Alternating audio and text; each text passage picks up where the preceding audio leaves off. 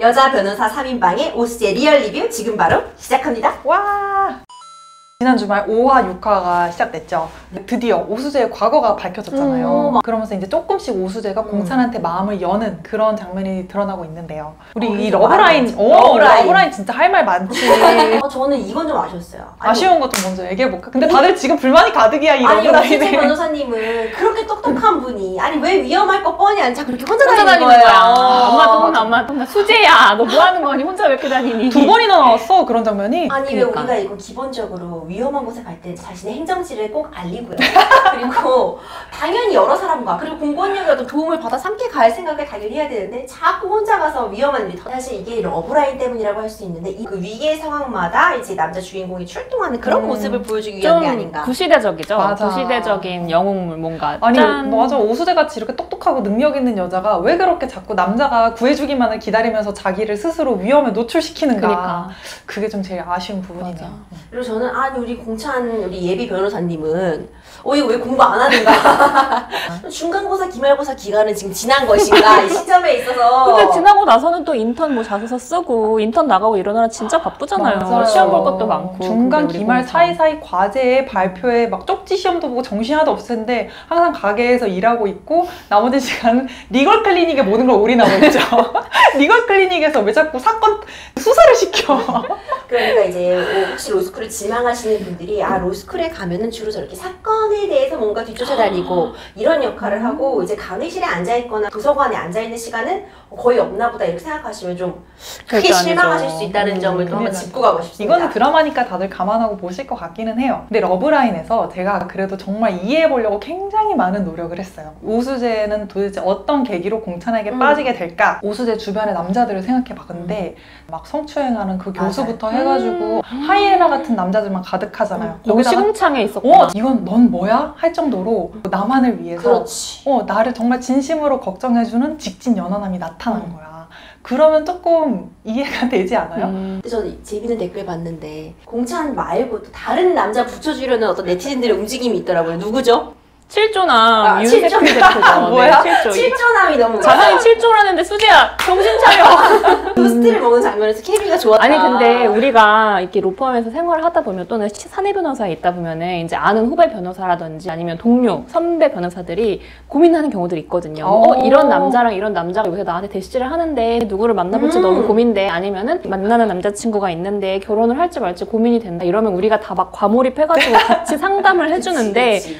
만약에 오수재 변호사가 우리 후배다 이런데 막 공찬이랑 7조를 지금 두고 고민을 한다 이러면 뺨을 때려서라도 야 수지야 정신 차려라 너 지금 공찬이 웬 말이냐. 사실 지금 7조 우리 남께서 대표님께서는 지금 뭐 애정을 표현하신 상태는 아니지만 저희가 과몰입하고 있는 상태인 거예요. 그냥 시청자들이 제일 좋아하는 남자야. 그리고 우리가 지금 이 드라마를 통해서 보고 싶은 거는 공찬이랑 그런 퍼피 러브 하는 게 아니고 이 7조랑 진한 어른들의 사랑 하면서 장르가 달라지는데요? 펜트하우스 가가지고 랍스터 먹고 막 뭐 헬기 타고 데이트하고 이렇게 하는 걸 우리는 이제 보고 싶다 이거죠. 그러고 보니까 그 로펌 대표의 둘째 아들이 약간 호감 보이는 것 같지 않아요?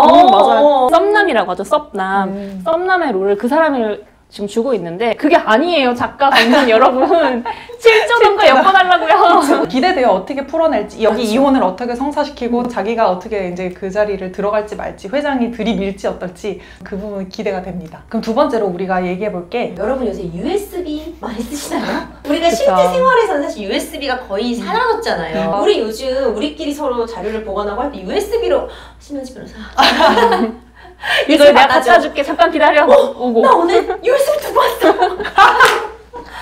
거기 중요한 자료 다 들어있는데 지금 당장 USB 갖고 일로 와. 이러지 않잖아요, 여러분. 그쵸. 좀 지났죠. 5년 전 얘기지.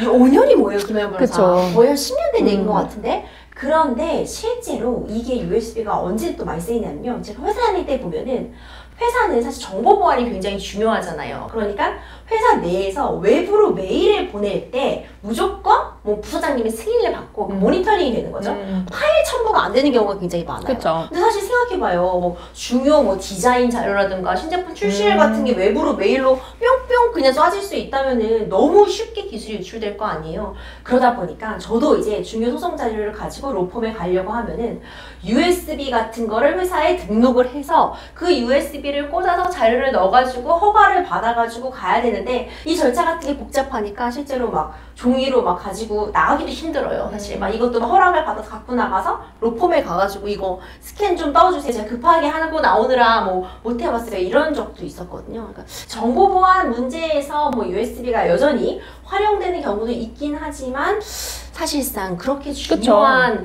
모든 비리가 담긴 빈치부책을 USB에 딸랑딸랑 그것도 어디 금고에 들어있을 줄 알았어.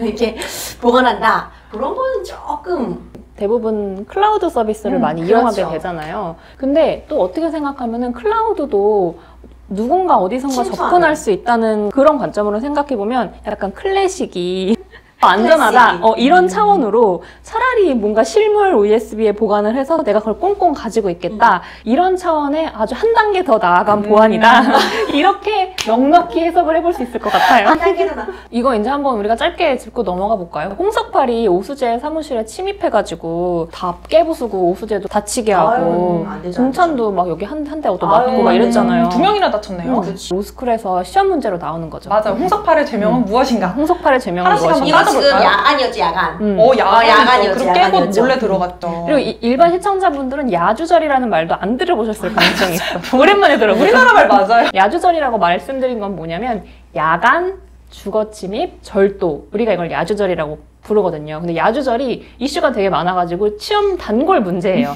근데 이제 여기서 정확하게 말하면은 야간에 주거침입을 해가지고 사람도 때리고 상해도 입히고 이렇기 때문에 단순히 야주절로만 그치. 끝나는 게 아니고 폭행이 있었고 특수강도. 그치. 특수강도로 의율됩니다. 그래서 이거는 뭐 그냥 빼도 박도 못하게 거의 실형을 살 당연히 만큼 그렇죠. 이런 네. 이 정도의 상해를 입히고 꽤 많이 다쳤잖아요. 그러니까 그리고 뭐 물건도 가지고 갔고 거기 손괴도 막 했잖아요. 거기 막 유리창도 다 깨부수고 이렇기 때문에 뭐 홍석팔은 지금 잡혀 들어가면 실형이 나올 것 같고 깜빵에 들어가기 전에 이미 그러게. 그러니까. 이거는 그러면 하이브에서 어떻게 되는 건가요? 근데 이제 이러면은 기소가 중지되죠. 왜냐면은 지금 피의자가 사망했잖아요. 그럼 사건은 이제 끝납니다. 사실 뭐 검찰 권력을 동원해가지고 죽은 사람을 처벌할 수는 없는 거잖아요. 그러면 이미 피해를 본 사람들은 어떻게 보면 피해를 구제받을 길이 없어지는 건가요? 실제로 이런 경우들이 생겨요. 가해자가 중간에 목숨을 끊거나 그런 일들이 생기는데 민사적인 배상 소송이 걸려 있다 이러면은 이 사실 유족들한테 갑니다. 오수재가 수업 시간에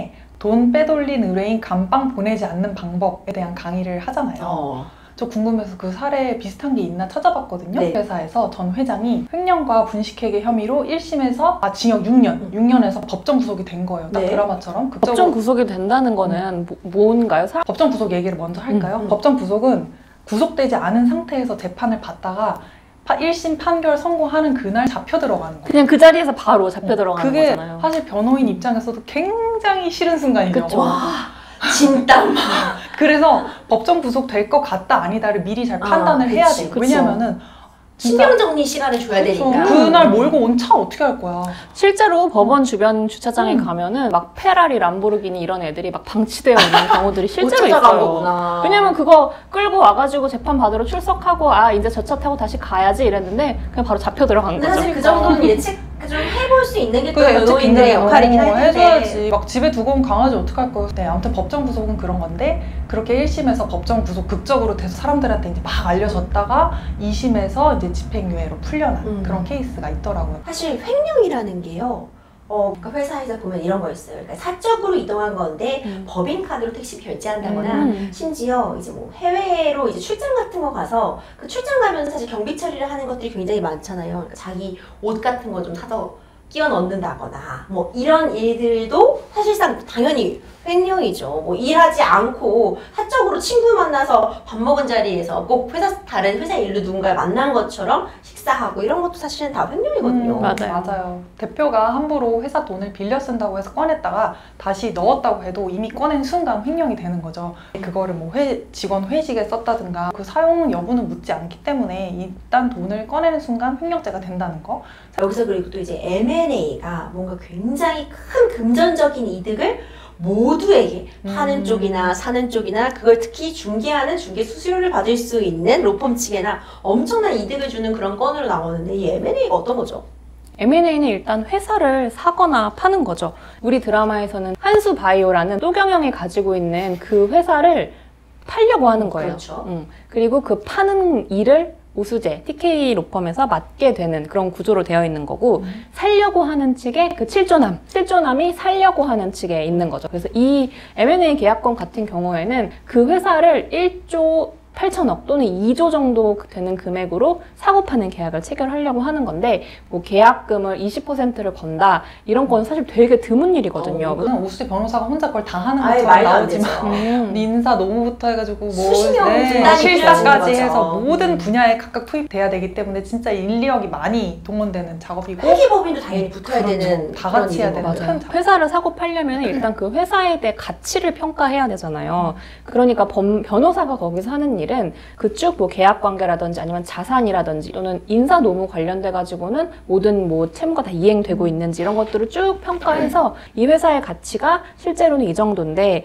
이 정도의 리스크가 있습니다. 이런 거를 이제 분석해 주는 거를 변호사랑 회계사들이 하게 되는 거거든요. 그렇죠. 제일 중요한 게 비밀 보안 유지예요. 이게 지금 M&A가 진행되고 있다는 게 우리가 이제 알 때쯤 되면은 이미 이제 끝 단계, 다 이제 오고 가고 사인이 끝난 단계에서 이제 기사가 났을 때 원래 알게 되는 거고, 소문은 가짜도 많잖아요. 그러니까 이게 굉장히 보안이 유지되지 않으면 주가가 요동치게 되고요. 그렇기 때문에 이걸 담당하는 변호사들은 실제로 가족 누구에게도 이게 지금 어느 회사가 어느 회사의 딜이라는 걸 발설하지 못하죠. 이제 저희 사내변 중에서도 이 M&A 담당자들은 이제 그때 가면 쏙 빠지게 되고 그 얘기를 다른 모든 변호사가 알고 있는 건 전혀 아니고 그 M&A 팀에 들어간 사람만 이제 공유하고 알게 되는 거죠. 맞아요. 그리고 실제로 M&A에 뭔가 참여하는 변호사가 어떤 회사 정보를 알게 됐는데 그 정보를 가지고 주식 투자 같은 걸 했다 이러면은 진짜 나죠. 네, 잡혀 들어가요, 진짜로.